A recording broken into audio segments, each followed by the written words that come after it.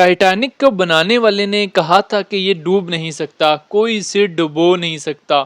پھر ایسا ہوا، پہلے ہی سمندری سفر کے دوران وہ ایسا ڈوبا کہ آج تک نشان عبرت ہے۔ اس کو دیکھنے والے جو بھی جاتے ہیں وہ بڑی مشکل سے بچ پاتے ہیں۔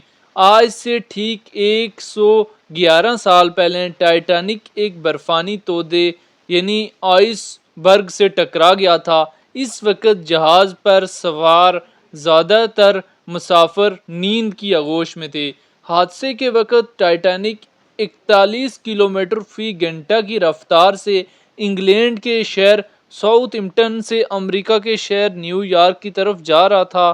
صرف 3 گھنٹے کے اندر 14 سے 15 اپریل درمیانی رات ٹائٹینک بحرِ اوقیانوس میں ڈوب گیا۔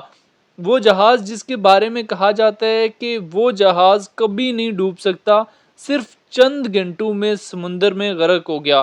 1500 کے قریب افراد بھی ہلاک ہو گئے۔ 111 سال بعد بھی اسے سب سے بڑا سمندری حادثہ سمجھا جاتا ہے۔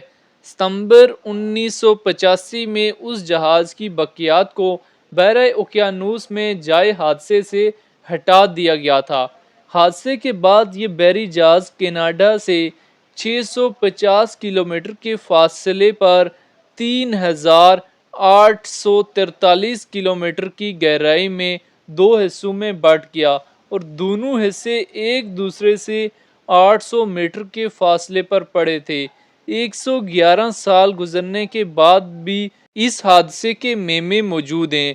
ماہرین کی رائے اس کے بارے میں کیا ہے، جانیے اس ویڈیو میں۔ اس بحری جہاز کے بارے میں کہا جاتا تھا کہ ڈوب نہیں سکتا، کوئی بھی اسے ڈبو نہیں سکتا۔ فیڈرل یونیورسٹی کے صوبہ ایکشن انجینئرنگ کے پروفیسر اس کے بارے میں یہ رائے دیتے ہیں کہ انجینئرنگ کے لحاظ سے یہ پہلا تیار کردہ بحری جہاز تھا۔ کئی واٹر ٹائٹ کمپارٹمنٹ بنائے گئے تھے، یعنی جہاز کا ایک کمرہ پانی سے بھر بھی جائے تو دوسرے کمرے کو فرق نہیں کر سکتا تھا۔ وہ بتاتے ہیں کہ اس جہاز کی تیاری کے دوران کچھ مشکلات بھی پیش آئی تھی، جیسے کہ جہاز کی اونچائی کتنی رکھی جائے تاکہ بجلی کی تاریں ٹھیک سے کام کر سکیں۔ پروفیسر کے مطابق انجینئر نے یہ سب دیکھنے کے بعد جہاز کی اونچائی کا تعین کیا، یہاں تک کہ سیلاب کی صورت میں انہوں نے اندازہ لگایا کہ پانی چھت کی اونچائی تک نہیں پہنچ پائے گا۔ انہوں نے چھت پر محفوظ کمپارٹمنٹ بھی بنائے تھے، لیکن تب کسی نے برف کے تودے سے زبردست ٹکراؤ کا سوچا بھی نہیں ہوگا۔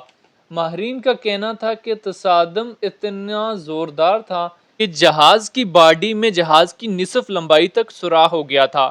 ایسی حالت میں پانی ٹھیک اندر تک پہنچ گیا تھا، جہاز پانی سے بھرنے لگا تھا۔ ایسی صورت میں ریزرو ممکن نہیں ہوتا۔ آپ پانی کو نکالنے کے لیے جہاز میں موجود تمام پمپس چلا سکتے ہیں، آپ سب کچھ آزما سکتے ہیں، لیکن جس رفتار سے پانی اندر آ رہا ہوتا ہے، اس رفتار سے اسے باہر نہیں پھینکا جا سکتا۔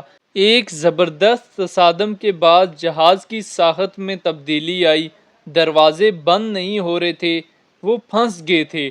ٹائٹینک کو اس دور میں بھی ہالہ سٹیل سے بنایا گیا تھا، لیکن اس وقت کا سٹیل ایسا نہیں تھا آج کے فولاد کی طرح۔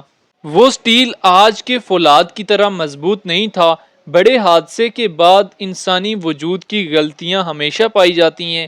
ماہرین کے مطابق آئس برگ سے بھرے خطوں میں گزرنے کے مشکلات کے باوجود بھی اس پر سفر کو تیزی سے مکمل کرنے کا شدید دباؤ تھا۔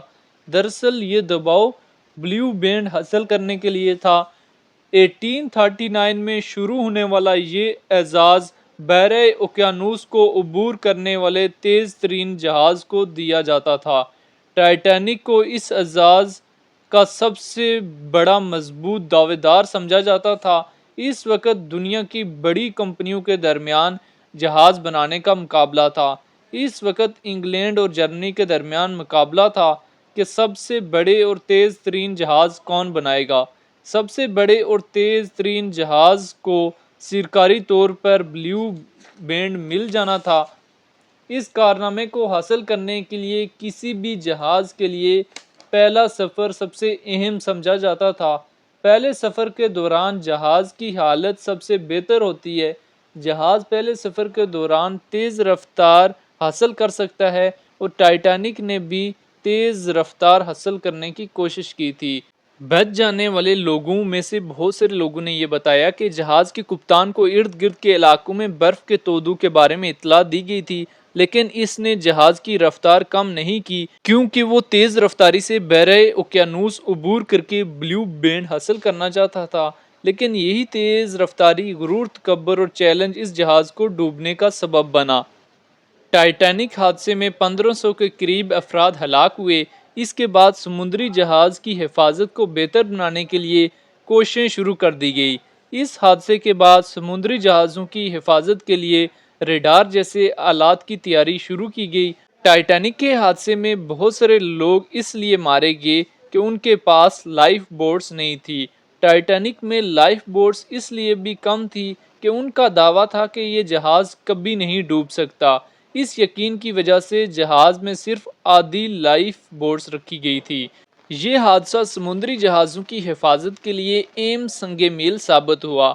ادارہ جات نے جہازوں کی حفاظت کے لیے بہت زیادہ ورک کیا اور مسلسل بہتر بنانے کے لیے ریڈار سسٹم بھی لایا۔ آج کے دور میں ریڈار برف کے تودوں کا بہت پہلے پتہ لگا لیتا ہے۔